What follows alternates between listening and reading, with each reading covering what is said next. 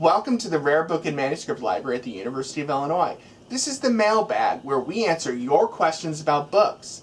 Today's question comes from Scott. He asks, I'm looking at 2 copies of a 17th century book.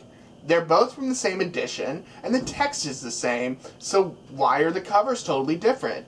Shouldn't the covers be the same too? Thank you for the question, Scott. Of course, we don't want to judge a book by its cover, but it isn't all that uncommon for 2 copies of the same edition of the same book to have wildly different covers, or bindings as they're called.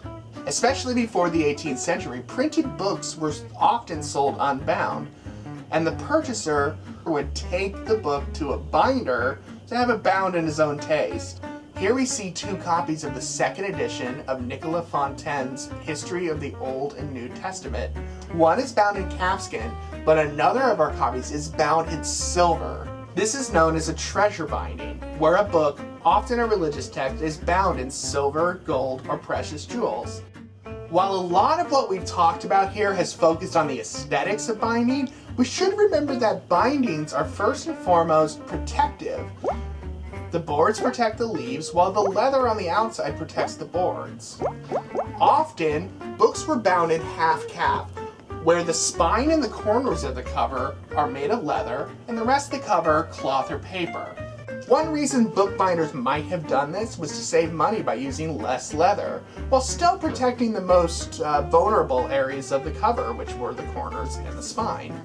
Book owners during this period could have books rebound if they didn't like the existing covers. The pages of the books were usually trimmed to the size of the new binding. In this book, notes in the margins got cut off as they were cut to fit the new binding. Speaking of pages, do you think the regular old paper is just too plain? Well, why don't you decorate it?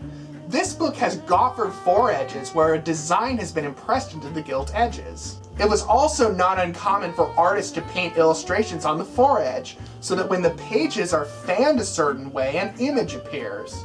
In this 1842 edition of John Milton's poems, if you fan the pages one way, you can see a view along the Thames.